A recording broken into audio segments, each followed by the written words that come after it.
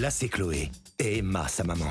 Et là, c'est moi, la nouvelle centrale vapeur de Calor. Il faut que la robe de Chloé soit nickel car elle va à une fête ce soir. Et avec mon super bouclier anti-goutte, les taches de calcaire, on oublie.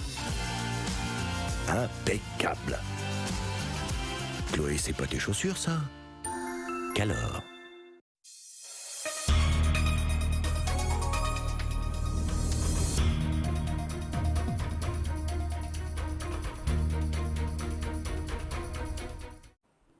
À la une ce soir, les noms des premiers esclaves libres du Carbet gravés sur la place du débarquement dans le bourg de la commune. Une plaque avec 100 patronymes a été dévoilée aujourd'hui. Un moment plein d'émotions puisque certains spectateurs ont découvert le nom de leurs ancêtres.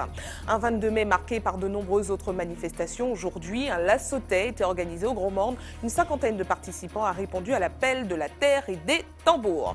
La cuisine antillaise au cœur du festival de la gastronomie française. Nos chefs martiniquais ont montré leur savoir-faire face à des grands noms étoilés. Les saveurs locales ont été mises à l'honneur dans des plats gastronomiques. Et puis en sport, 126 coureurs se sont affrontés dans la course du Nec Marron aujourd'hui entre Schellcher et le Prêcheur. Un relais en 9 étapes pour les hommes et 5 pour les femmes remporté par la mairie sportive dans les 2 catégories. Madiba, le spectacle en hommage à Nelson Mandela sera joué en Martinique le 24 mai prochain à l'Atrium. Pour en parler, nous recevons, vous le voyez, le comédien-chanteur qui jouera l'ancien président de l'Afrique du Sud, James Noah. Bonsoir à tous, heureuse de vous retrouver dans cette tranche info que vous pouvez suivre en direct sur Facebook. Une édition qui sera essentiellement marquée par les manifestations de ce 22 mai. Nous commençons tout de suite au Carbet où la municipalité a dévoilé ce matin une plaque sur laquelle figurent les noms des 100 premières familles libres de la commune. Un moment émouvant pour les spectateurs dont certains ont retrouvé le nom de leurs ancêtres. Reportage de Louis Sabas. Le moment est solennel, le voile tombe et les noms, prénoms, âges et numéros de matricule d'une centaine d'esclaves devenus libres est révélé au public. Un moment chargé d'émotion pour certains membres de l'assistance. Ici, là, tu vois, ça c'est le nom de ma mie. Je retrouve le nom de ma mère, Marcus, le nom de mon père, Gémieux, et en process de ma petite nièce pour lui expliquer en fait comment on s'est arrivé là. J'ai longtemps cherché mon identité et je me demandais mais qui sont mes aïeuls, parce que j'ai entendu qu'on venait du Bénin et savoir qu'il y a eu un de mes aïeuls esclave, ça fait quelque chose. Cette plaque commémorative du 22 mai 1848 ne contient qu'un extrait des noms des familles libres. Au Carbet, ce sont 900 patronymes qui ont été enregistrés par les officiers d'état civil de l'époque. Pour les retrouver, un important travail de recherche a été effectué. Avec mes amis donc, du CM 98, en m'appuyant sur des documents qu'ils avaient édités eux, nous avons cherché le nom des Carbétiens. Donc le président, en l'occurrence Serge Roumana, m'a transmis 900 noms de Carbétiens et à partir de là, à partir de ces 900 noms, j'ai cherché les noms qui étaient les plus parlants pour la population d'aujourd'hui. Dévoiler ces noms, tout un symbole. C'est dans cette commune qu'a débuté l'une des plus importantes révoltes d'esclaves de Martinique. Du Carbet, elle va s'étendre à Saint-Pierre en octobre 1822. Le Carbet, disons, ça a été une terre de résistance. Pendant ces années d'esclavage, il y avait souvent des révoltes d'esclaves qui ont été aussi étouffées assez vite, mais ce n'est qu'après qu'il y a eu cette grande insurrection qui a permis aux esclaves, qui a conduit aussi, qui a contribué à l'abolition en 1848. Le Carbet ne disposait pas encore de monument mémoriel, c'est désormais chose faite, non loin de la plage où Christophe Colomb a débarqué. Nous devons nous inspirer du passé, nous devons nous inspirer des atrocités, nous devons nous inspirer de l'histoire pour que jamais cela ne recommence. Pour que nous puissions transmettre à nos enfants, à nos petits, toute cette histoire pour que jamais ces errements, ces atrocités, ces plaies qui ont souillé l'humanité ne puissent recommencer. Ces noms ne seront pas les seuls à être exposés dans la commune du Nord. D'autres plaques semblables devraient prochainement être inaugurées au Carbet. Et au Gros Morne, c'est sous forme de lassautais que le public a été invité à commémorer l'abolition de l'esclavage. Une formule choisie par les associations Lassautais et Lakoua. Environ 50 personnes ont répondu à l'appel du coup de main en musique. Alizé Lutran et Guillaume Bacoul étaient également de la partie. Regardez. Les premiers coups de bêche sont donnés au son des tibois et des tambours.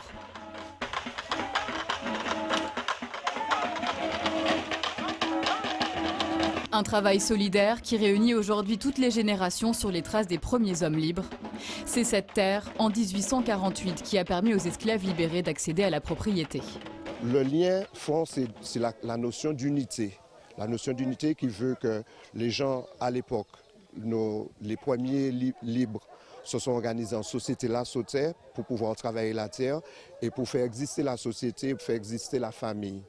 Donc aujourd'hui, nous reprenons ce même concept le 22 mai, date symbolique, donc pour commémorer, pas fêter le 22 mai, mais commémorer et se dire, Romain a fait ça, nous a permis de nous libérer. La date anniversaire de l'abolition de l'esclavage était l'occasion pour certains parents de transmettre la tradition à leurs enfants, comme cette mère venue avec sa fille. C'est question qu'elle soit informée de ce qui se passe, quoi. Effectivement, c'est peut-être pas assez fréquent, ou alors ça se fait dans des petits regroupements isolés. Donc c'est d'autant le moyen de faire connaître et qu'elle s'imprègne de ça. Après 2 heures d'efforts, plus de 200 mètres carrés de terrain ont été labourés. Les participants ont souhaité marquer de leur empreinte le sillon laissé par leurs ancêtres esclaves. Ça nous apporte beaucoup de bonheur, beaucoup d'orgueil, et puis surtout pour les gens qui sont autour de nous. C'est une façon d'honorer nos ancêtres et puis de marquer le jour et puis la fête. On est en pleine communion avec nos ancêtres puisqu'on reproduit ce qu'ils faisaient avant, avec un peu plus d'entrain. Tandis qu'un événement normal, tu regardes, tu participes pas trop, à part pour les marches, mais sinon là, tu participes vraiment, on est ensemble. Et pour que la commémoration de ce 22 mai soit complète, un repas traditionnel a conclu cette journée, au cours de laquelle personne ici ne souhaitait être simple spectateur. Et au centre de l'île, le traditionnel rendez-vous au rond-point du Vietnam héroïque en ce 22 mai a été respecté. Plus de 500 personnes se sont rassemblées au son des tambours et autres tibois pour un moment de partage et de mémoire. Alizé Glutran et Guillaume Bacoul ont capté l'ambiance. Regardez.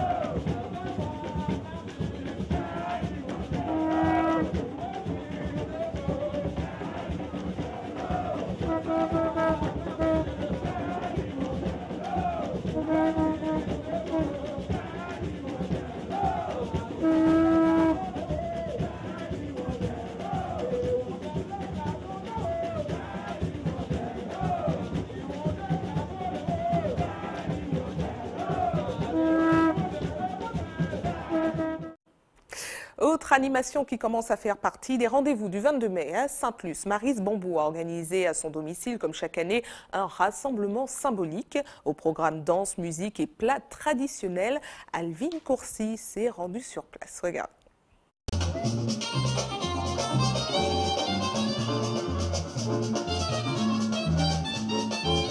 Cet après-midi, tout est organisé chez Maryse pour que chacun commémore le 22 mai 1848 à sa manière. Disons que tout le folklore martiniquais dans son ensemble est représenté. Donc nous avons bien sûr du Bel Air, de la Haute-Saille, les ballets Mazouka Biguine, les conteurs, enfin le folklore martiniquais dans tout son ensemble. Les invités, eux, se chargent de porter les mets, les repas, les boissons. Certains participent à l'achat des consommables, c'est-à-dire les assiettes, etc. Et également la participation pour le paiement des vigiles, des agents de sécurité. Et les musiciens, bon, bien sûr, viennent à titre de bénévolat, ils viennent à titre gracieux.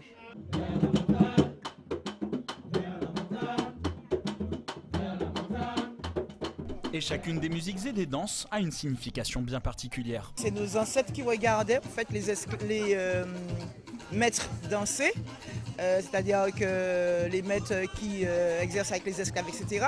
Et c'est à ce moment-là qu'ils ont regardé ce qu'ils faisaient et à ce moment-là, ils ont mis la biguine à leur façon. C'est un sentiment de liberté, mais aussi on revoit toute la souffrance des ancêtres, hein, ce qu'ils ont vécu et puis comment ils arrivaient pour justement extérioriser cette souffrance, se faire plaisir et faire passer la souffrance par la danse et se rencontrer. C'est un moyen de rencontre aussi également pour eux. De la musique en passant par la danse, la la réussite d'une célébration chez un particulier passe aussi par les assiettes. Il y a de l'igname, il y a de la viande, il y a du poisson, il y a tout. C'est un rendez-vous chez Maryse, donc on y vient parce qu'on est bien ici. Il faut dire qu'on s'est battu tellement pour que ce jour soit jour férié, donc les gens restent chez eux, mais les gens fêtent. Hein. Les invités ont répondu présents en nombre et c'est pour eux une responsabilité de tout un chacun de ne pas oublier près de 200 ans d'asservissement. En fait, on se retrouve entre amis souvent. Et puis, je crois que la commémoration n'est pas affaire de collectivité, mais c'est chacun de nous qui doit faire quelque chose. Hier, j'étais à une fête de la nature. C'était dans le même esprit. Et je crois que si nous ne nous prenons pas en main, personne ne fera rien pour nous. Les danses ont continué tout l'après-midi jusqu'en début de soirée pour que les rythmes des tambouillés résonnent dans nos mémoires et avec eux, l'histoire de nos ancêtres. Et nous refermons ce chapitre consacré aux animations de ce 22 mai au siège de la CTM. Chouvalbois, danse, j'ai entendu longtemps, théâtre, conte et slam ont été proposés dans le jardin de Plateau-Roi. Louis Sabas a capté l'ambiance sur place. Regardez.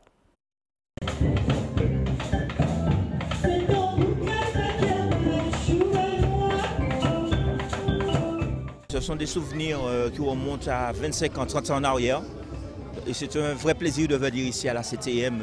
Ça permet aussi de commémorer ce que nos ancêtres ont fait par le passé. J'ai beaucoup aimé. Parce que la dame a chanté fort, très très fort. J'ai adoré. C'était bien quand on tournait avec la musique. Et puis j'ai bien aimé et j'ai fait de tout.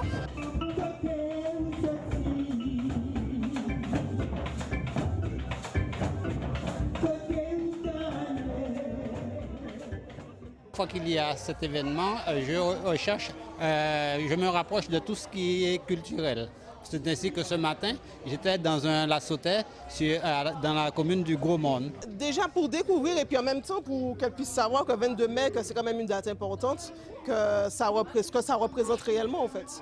On a eu quand même des ancêtres qui étaient esclaves et que c'est notre devoir au fait de pouvoir commémorer cette date.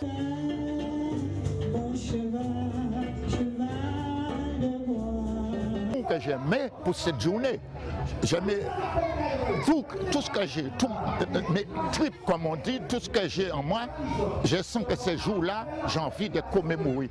Il faut que je me déplace. Je vais à droite, je vais à gauche. Hier j'étais au Lamentin et aujourd'hui je suis ici.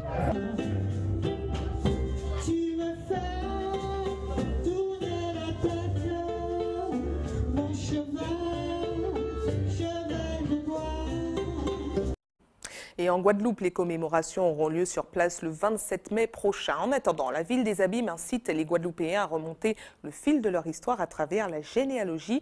Voyez les précisions d'Isabelle Hameau. Plonger dans l'histoire de son nom, de sa famille et reconstruire peu à peu son histoire personnelle, c'est ce que met en place le service des archives de la mairie des Abîmes en invitant qui veut à une recherche généalogique. Cet atelier s'adresse à un public qui souhaite débuter sa généalogie.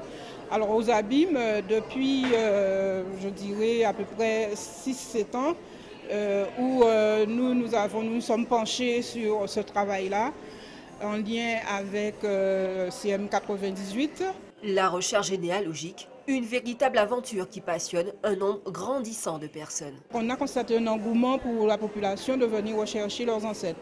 Et c'est aussi une des missions du service des archives, dans le cadre des ateliers culturels et éducatifs, de mettre en place des actions qui permettent aux gens de valoriser le fonds archivistique que nous avons. Et pour renforcer cette recherche, des objets d'antan sont exposés pour retracer l'histoire de nos ancêtres et rentrer dans leur monde issu d'une autre époque. Cette exposition s'intitule « Au temps de nos aïeux ». Alors inévitablement, on ne peut pas parler de généalogie si on ne parle pas aussi des anciens objets que nos aïeux, nos grands-parents ont utilisés.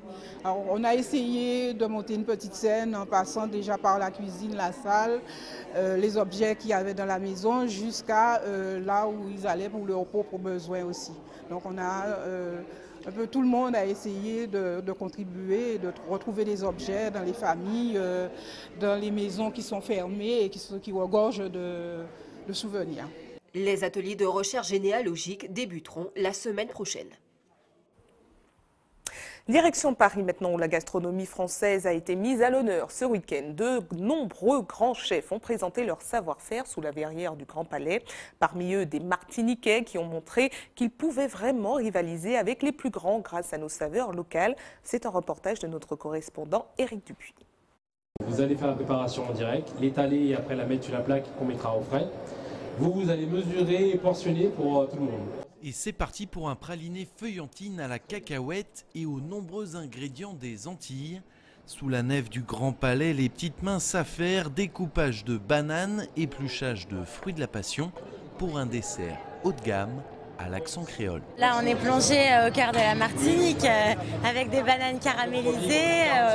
Voilà, on n'a pas l'habitude en fait dans la gastronomie française d'avoir ce genre de choses, donc c'est une vraie découverte. On a appris à faire une brunoise de bananes. Oui, bien sûr. J'ai des enfants mais je n'en avais jamais fait.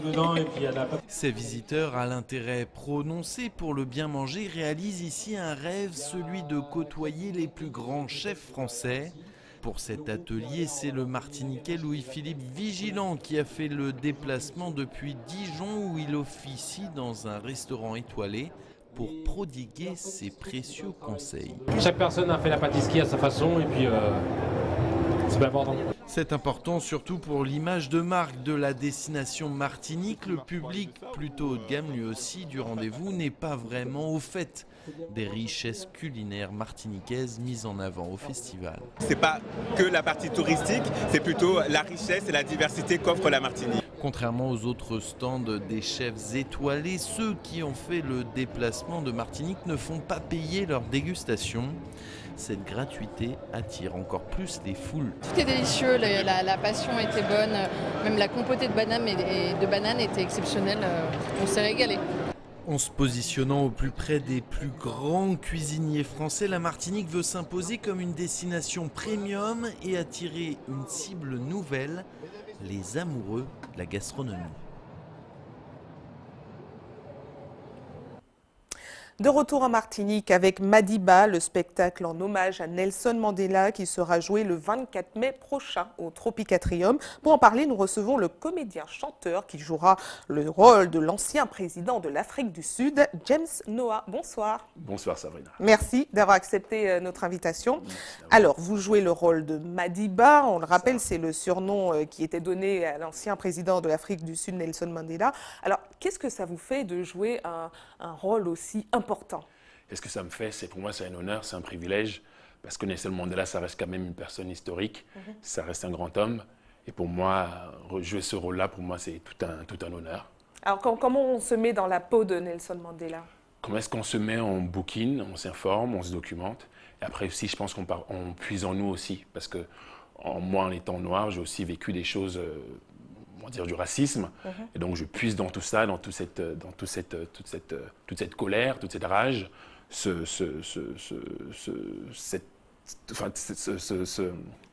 cette colère-là, et donc du coup je monte sur scène et puis je revendique cette injustice. Aussi, on va dire que aussi mes parents aussi qui ont vécu de l'injustice, donc du coup je puise dans tout ça et puis je monte sur scène chargé. Alors, il s'agit également d'une histoire d'amour quasi impossible en pleine apartheid. D'accord, dites-nous en plus. C'est ça. Donc, du coup, en fait, Nelson Mandela, la comédie Madiba, donc il y a l'histoire de Nelson Mandela qui est là en fil conducteur. Et il y a aussi l'histoire de Will et Elena. Donc, Will, qui est un jeune homme noir des quartiers de Soweto, et Elena, qui est une femme blanche africaneuse. Donc, du coup, il y a cet amour qui est impossible là, et donc l'impact que le combat de Nelson Mandela a pu avoir dans leur histoire d'amour. Alors, un spectacle où on retrouve de la danse, du théâtre, du chant, des animations projetées. C'est un vrai show. Alors, comment on fait pour tenir sur scène? On tient parce qu'on a de bons comédiens, on a une belle histoire, donc du coup, c'est tout ça qui nous tient. Et donc, c'est ça. Alors, c'est quoi la préparation physique? La préparation physique, pour ma part, je n'en ai pas. Donc, je n'ai pas de préparation physique. Nelson Mandela, il ne danse pas ou il ne fait pas ce genre de truc-là. On se concentre et on monte sur scène chargée. On sait pourquoi on est là. Et pour nous, c'est un privilège déjà de venir ici, en Martinique, avec ce message de Nelson Mandela, qui est vraiment un message humaniste, de paix, d'amour, de partage. partage, de tolérance envers les autres. Et venir ici en Martinique avec ce spectacle-là, ça représente beaucoup pour nous. Alors, vous avez déjà eu 65 représentations. Comment votre spectacle a-t-il été accueilli? Très bien, parce que donc, du coup, ça fait en sorte que nous venons ici. Si ça dure, c'est qu'il y a une raison. Voilà, donc du coup, on est vraiment content que les gens aiment. Les gens aiment tous les soirs. Après le spectacle, on a de super beaux messages d'encouragement et puis nous sommes là et ça continue. Et comment vous abordez le public martiniquais? Vous avez vu en début d'édition, nous sommes proches des traditions et tout ça. Et comment vous abordez ça? Je pense que nous, on a vraiment le même combat. On a vraiment le même combat, l'injustice. Parce que nous aussi, donc, en Afrique du Sud, ils ont vécu la même histoire, on va dire, oui, ils ont vécu la même histoire qu'en Martinique, l'injustice, le racisme. Et donc voilà, donc du coup, en venant ici en Guadeloupe, ça va leur parler aussi, en Martinique, ça va leur parler aussi ce message de Maziba. Très bien. Merci à vous d'avoir répondu à nos questions. Et puis on rappelle que le spectacle aura lieu le 24 mai prochain au Tropique Atrium. C'est ça. Merci à vous. Merci Sabrina. Restez avec nous à suivre dans un instant. Nous parlerons cyclisme avec le Grand Prix du 22 mai qui s'est terminé cet après-midi à Rivière-Pilote. La compétition a été remportée par Freddy Vargas du club guadeloupéen USCCP. Et puis dans notre JT des communes, Hubert Bornil nous emmènera à la savane des esclaves aux Trois-Îlets, un lieu hautement symbolique en ce 22 mai. Mais avant, parlons de la qualité de l'air qui était mauvaise aujourd'hui. Un indice atmosphérique de 9 sur une échelle de 10. Les prévisions pour demain ne sont guère meilleures. Météo France annonce un temps encore peu nuageux. La brume de sable persistera, contribuant à des concentrations élevées de particules fines. La qualité de l'air restera mauvaise et Madininaire prévoit un indice atmosphérique de 8 sur 10 dans la journée. Les personnes fragiles sont priées d'éviter les activités physiques en extérieur.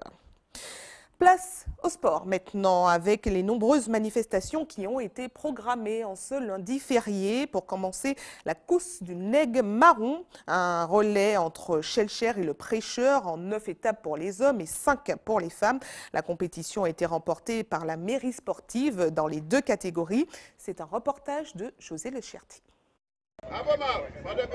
C'est sous un soleil et une chaleur intense que les 14 coureurs prennent le départ de Schellcher. Très vite, le peloton se disloque. La tête de course est menée par le Golden Star et la team Rénovation. La mairie sportive et le Good Luck ne sont pas très loin. L'Aiglon du Lamentais est en 5e position. À Fond-la-Haye, la team Rénovation prend le contrôle de la course et passe le relais en tête. En seconde position, le Golden Star. En 3, la mairie sportive.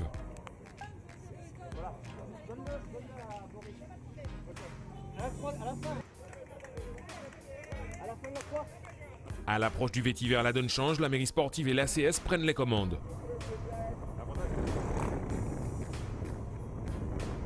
Les 2 hommes passent le relais à quelques secondes d'intervalle.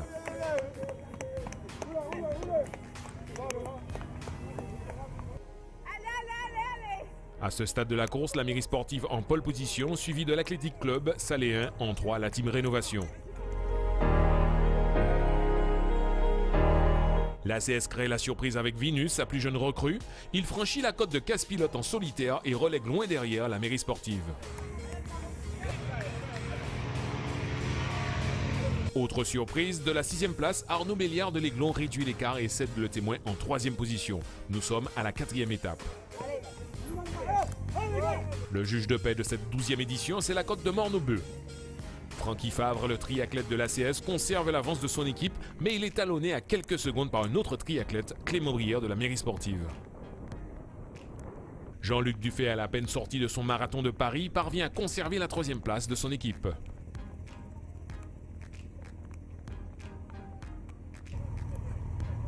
L'ACS perd la tête de course aux dépens de la mairie sportive. Loïc Mondésir met les bouchées doubles au Carbet. Il concède plus de 2 minutes à ses rivaux. À Saint-Pierre, le dernier relais est effectué par le toujours jeune Claude Noïlé. Avec une telle amplitude, il accentue l'avance et grappille quelques centièmes par rapport à l'année précédente. La mairie sportive gagne avec un excellent chrono de 2 heures 3 minutes et 26 secondes. L'ACS en seconde position. L'Aiglon complète le podium en 2 heures 15 minutes et 62 secondes. Cette année, le doublé, on avait un titre à défendre, donc on s'est donné les moyens, on avait vraiment l'envie et le résultat est là aujourd'hui. Chez les femmes, la mairie sportive a dominé la course de la tête et des épaules. Les Foyalaises ont fait course en tête et réalisent le doublé en 1h, 25 minutes et 56 secondes. Le Golden Star 1 en seconde position à 3 minutes. L'ACS complète le podium en 1h35 minutes et 37 secondes. Notre grande surprise, on pensait au départ que la course serait très serrée, on savait que ça aurait été difficile. Et puis bon, le vent a tourné en notre faveur, donc on gagne, nous sommes contents, heureux de gagner. Cette 12e édition de la course du Nègre Marron a tenu toutes ses promesses. Partons en mer maintenant. Le Challenge 22 mai a réuni les yoles et les gommiers à Rivière-Pilote. Une compétition en 2 étapes aujourd'hui. La première a été remportée par Zapetti pour les yoles et Grain d'Or pour les gommiers. La deuxième étape, quant à elle, a été remportée par Rosette pour les yoles et encore Grain d'Or pour les gommiers. Voyez les réactions recueillies à l'issue de la première étape par Elvin Courcy. Comment elle s'est passée cette course? Très bien, très bien. Au départ, on a regardé le vent. On était parti pour une 42. Après, on s'est dit, bon, vaut mieux tenter le tout pour le tout. Donc, on a opté pour une 50 mètres, pas une 50 mètres carrés, excusez-moi, une 47 mètres carrés. Ce qu'il faut rappeler, c'est que ces embarcations ont été les premières embarcations utilisées justement à l'époque pour pouvoir déjà quitter la Martinique, fuir l'esclavage. Hein? D'autre part, ces embarcations ont permis justement à ces esclaves affranchis, libres, de pouvoir travailler, faire la pêche, boire, manger, nourrir leur famille. Et puis ça a évolué également dans le métier de la pêche. Et ça a évolué également comme loisir. Donc c'est toute une chaîne justement que l'on essaie de perpétuer à travers cela. Et nos 2 associations, la Fédération et le Club des Gommiers, essaient justement de tout faire pour que cela reste vraiment ancré dans le patrimoine martiniquais pour les générations de demain. Sur l'asphalte maintenant, cyclisme, fin cet après-midi du Grand Prix du 22 mai. 115 km avec départ et arrivée à Rivière-Pilote. Une 4e étape remportée par le Vénézuélien Roniel Campos Lucera devant Thierry Rago de la pédale pilotine et Eddy Michel Cademart du Madinina Bikers. La compétition a quant à elle été remportée par Freddy Vargas du club guadeloupéen USCCP. Voyez les réactions recueillies par José Le Cherti. Sí, muy positivo, ya que venimos a buscar la carrera. No se nos dio la carrera, pero buscamos etapas, gracias a Dios se nos dio. Contento con lo que se dio. Ayer un compañero tercero, hoy yo gano la etapa. Ya hemos ganado 2 etapas. Feliz con el trabajo que venimos haciendo. No tuvimos la fuerza suficiente para ganar la carrera, ya que hubo momentos de que tuvimos días malos, calambres, no estábamos acostumbrados al clima, ya nos adaptamos y gracias a Dios se nos dio la carrera de hoy. Okay. Alors dès la première étape, ils étaient très mal parce qu'ils avaient très mal aux jambes, ils étaient crampés et tout.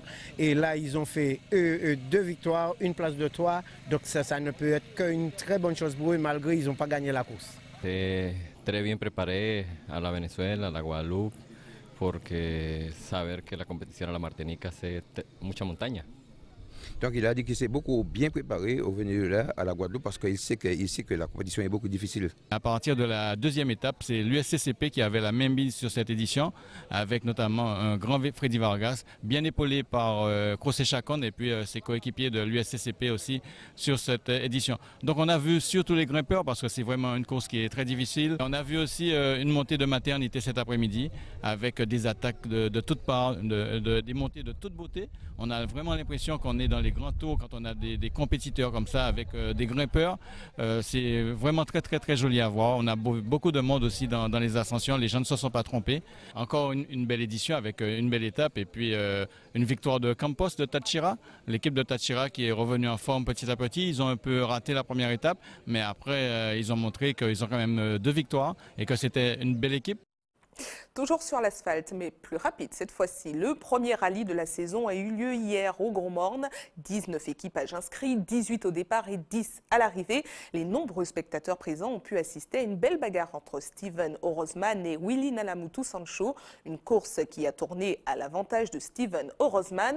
Voyez ce compte-rendu de Gianni Gabriel. Spéciales sont très disputés. Les 2 premiers, les équipages Orozman Zéline et Nalamutu Sancho Pardo, sont dans la même seconde après 3 épreuves spéciales.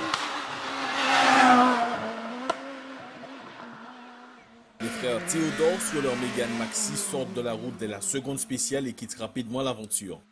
Dès la quatrième spéciale, Steven Rosman et son copilote Thomas Zellin prennent le dessus sur Willy Nalamoto Sancho et Frédéric Pardo. Juste derrière, en embuscade, on retrouve Patrice Hélène et Gianni Gabriel, très spectaculaires. Dès la quatrième spéciale, Steven met les voiles et accroît son avance sur Willy et s'envole vers la victoire. Willy Nalamoto Sancho, second, est cependant satisfait de sa prestation. Après 8 mois d'arrêt, petite pige comme ça, c'est bien. De bonnes sensations et c'est de bon augure après. Mais bon, comme je ne roule pas tout le temps, donc c'est très positif pour la suite. Encore toutes mes félicitations à Steven, parce qu'il y a des spéciales où je me suis vraiment donné et il a fait de très bons temps. On était ex-aequo, où je lui mettais une, où il m'en mettait, mais c'était très bien. Troisième à chaque spéciale, sauf à la dernière où ils ont crevé. Patrice Hélène et Gianni Gabriel terminent ce premier rallye de la saison à la 3e position, juste devant le champion en titre Stéphane Gallet de Saint-Turin, copiloté par Clarisse Joseph Rose. De l'avis de tous, ce rallye Madinina est une réussite, notamment grâce à tous les pilotes qui ont offert du spectacle et au public qui est venu en masse. Prochain rendez-vous le lundi 11 juin prochain pour la course de côte du Galion. Avant de refermer ce chapitre des sports, revenons sur les manifestations qui ont marqué ce week-end. En football, la Samaritaine a remporté la Coupe de Martinique pour le plus grand plaisir du maire de la commune. Et puis en handball, les affiches des finales de la poule des âges sont connues. Retour sur un week-end de sport avec José Le Chertier, Loïc Régis, Marc-Olivier Dream et bien sûr, Karil Chassol. En handball, à l'issue des matchs d'appui hier soir, les affiches de la poule des As sont connues. Chez les femmes, l'Arsenal a battu le Réveil Sportif 33-21. Les Robertines affronteront en finale l'USC Citron. Au masculin, toujours hier soir au Palais des Sports de Trinité, Sainte-Anne-Cap 110 est venu à bout de l'USC Citron 33-30. En finale, on aura donc droit à un classique Étoile de Gondo Sainte-Anne-Cap 110, des finales qui débutent ce jeudi au Palais des Sports du Lamentin. En football féminin, le RC Saint-Joseph a remporté samedi soir la Coupe de Martinique. Les Joséphines ont logiquement disposé de l'US Lorinoise 7-3. Au masculin, la Samaritaine, champion de R2, réalise le doublé Coupe Championnat. Les hommes de Gaël Germany ont battu le Good Luck, 8e de R1. Une victoire 2-1 qui permet aux Samaritains de remporter la première Coupe de Martinique de leur histoire. En rugby, l'affiche de la finale du championnat est connue. Elle opposera le Rugby Club Diamant Martinique à l'US Robert. Ces deux formations sont venues à bout respectivement de la Gauloise 16-3 et du CS Militaire 65-3. La plage du coin au Carbet a servi de cadre hier au championnat de Martinique. Chez les femmes, la doublette Kikeli-Boulaine s'impose 6-1-6-3 face à la paire Morel-Placide. Chez les hommes, victoire du duo Beaubrun-Boyel-Dieu 6-2-6-3 face au tandem Euphrosine-Gilles. Et c'est le moment de nous rapprocher encore plus de vous. Nous passons à notre JT des communes.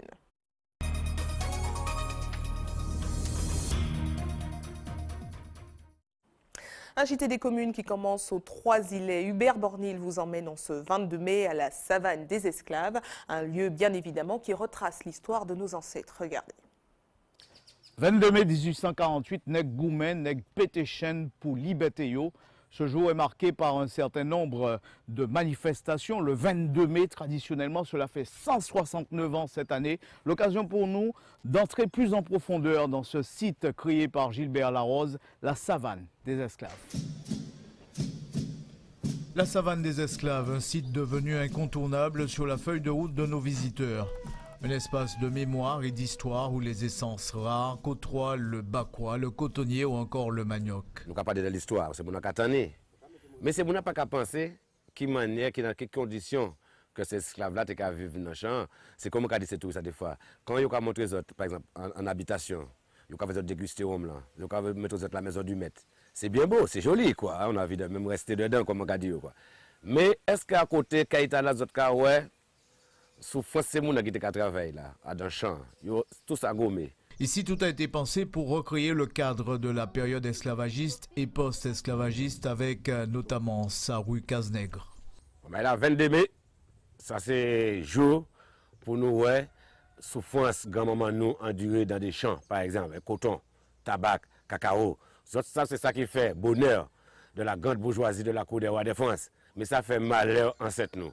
Les cases en bois tibombe, les personnages d'époque, les instruments de torture, rien n'a été négligé. La modernité aussi fait son entrée avec le multimédia. Comme je reçois beaucoup de touristes allemands, suisses, américains, anglais, français, et de temps en temps, il y a beaucoup de monde sur le site. Alors, comme modernité, pour que les gens ne soient pas coincés sur le site, alors j'ai rajouté des panneaux et sur le panneau, j'ai mis le QR code sur le panneau. Comme ça, dès que les gens viennent avec le smartphone, dès qu'ils ont l'application pour lire leur QR code, eh bien, ils vont flasher dessus et après, ils ont ma voix qui explique tout ce qu'il y a à expliquer sur le panneau, quoi.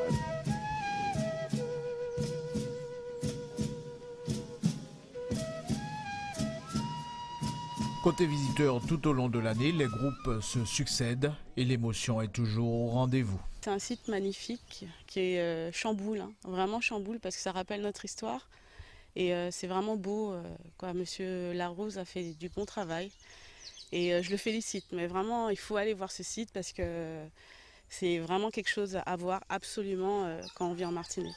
Tout le monde qui est venu regarder moi ça.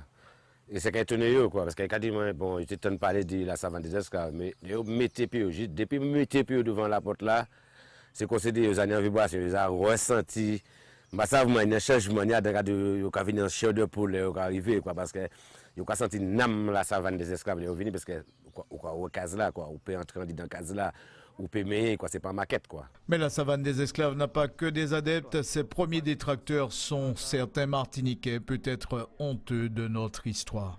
Ils ont presque babillé puis moi parce que je considère que ça s'est relevé, qu'ils ont passé. Il faut passer à autre chose. Nous, en 2017, il faut passer à autre chose, il faut faire quelque chose d'autre, quoi. Et comme on dit ces mots-là, on ne peut pas passer à quelque chose d'autre sans connaître l'histoire. Ah ben, c'est ça, bon 22 mai, nous peut souhaiter aux autres une belle remontée dans le temps et puis on a pu découvrir pas mal de choses. Ça, c'est qui ça? Mille établis, Tchébé. Information pratique avant de refermer cette édition pour ceux qui souhaitent faire un don de sang demain. Un camion de l'EFS sera stationné de 9h à 14h sur le parking de Carrefour Market à Rivière-Salée. Comme chaque jour ouvré, une équipe sera également à votre disposition de 9h à 16h à la Maison du Don au CHU Pierre-Zobda-Kittmann au quartier La Ménard à Fort-de-France. Et c'est la fin de votre journal local et régional. Mais ne bougez pas, on se retrouve dans quelques instants avec Antje Peya. À tout de suite.